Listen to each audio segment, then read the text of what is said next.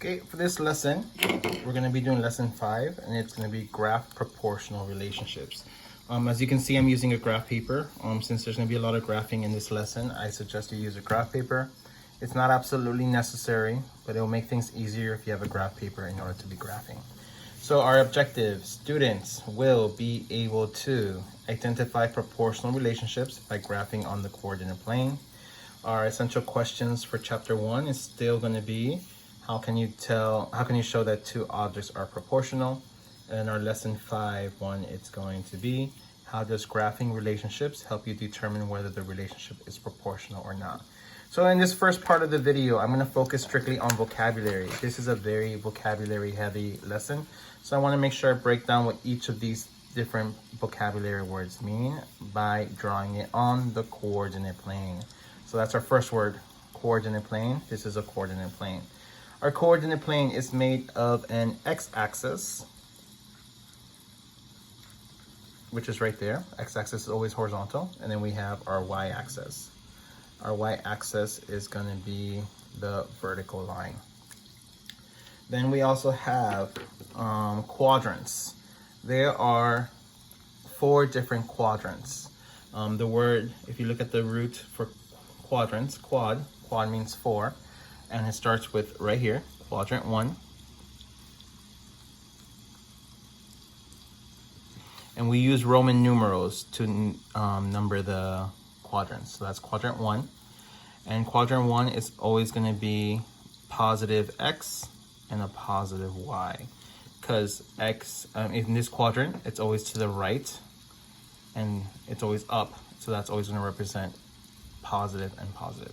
Before I continue, I'm going to emphasize the origin. This point right here is my origin. It's the very center. It's what differentiates positive and negative numbers on my coordinate plane. So that's called my origin. And my origin is going to be 0x and 0y, so 0, 0. So as you can see, quadrant 1 is to the right, which are always positive x's, and it's up, which is always positive y's. Then we have quadrant 2.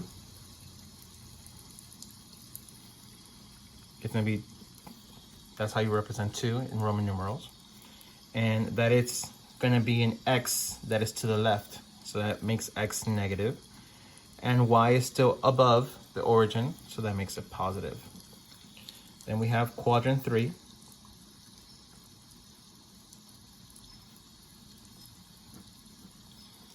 Quadrant 3 is going to be to the left on the x-axis, which is negative, and it's going to go down, which is also going to be negative.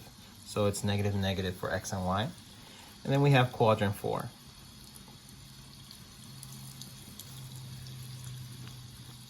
Quadrant 4 is going to be to the right on the x-axis, which makes it positive, and it's going to be down on the y-axis, which makes it negative. So those are our 4 quadrants. You have an ordered pair. An ordered pair, this is an ordered pair right here. It's in parentheses. You always have x goes first and y goes second. So if I was to have this point right here, if I was to graph that point, realize that x always goes first. So we have to go 1, 2, 3, 4. So that's going to be negative 4. So I'm going to have negative 4. And then you have 1, 2, 3. So that's going to be negative 4, 3. And that is an ordered pair.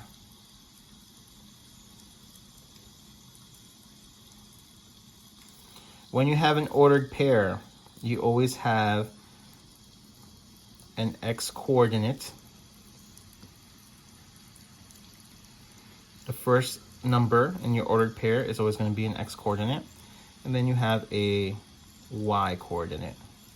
The second number will always be your y coordinate.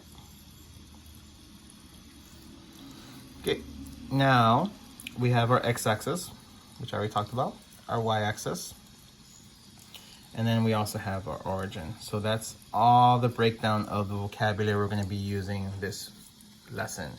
So I really want to break down the vocabulary because it's really important. That way when I'm talking and using it, you understand exactly what I mean. Now, the last thing I want to cover, because it's very important for this lesson.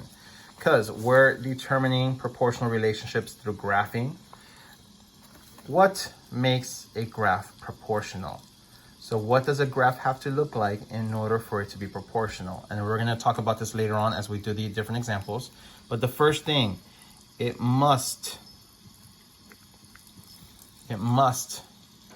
be a straight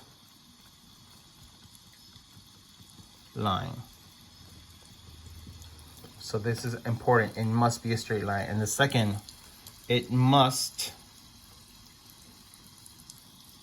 cross the origin. And the origin again is 0.00 on our graph. So those are the two things that's very important for this lesson that we must remember. It must be a straight line and it must cross the origin. If it is not both of those things, if it only is a straight line, but it doesn't cross the origin, it is not proportional. If it crosses the origin, but it's not a straight line, it is not proportional. So in order to have proportional relationships in graphs, it must be a straight line and it must cross the origin. So we're going to get more into that as we do examples now.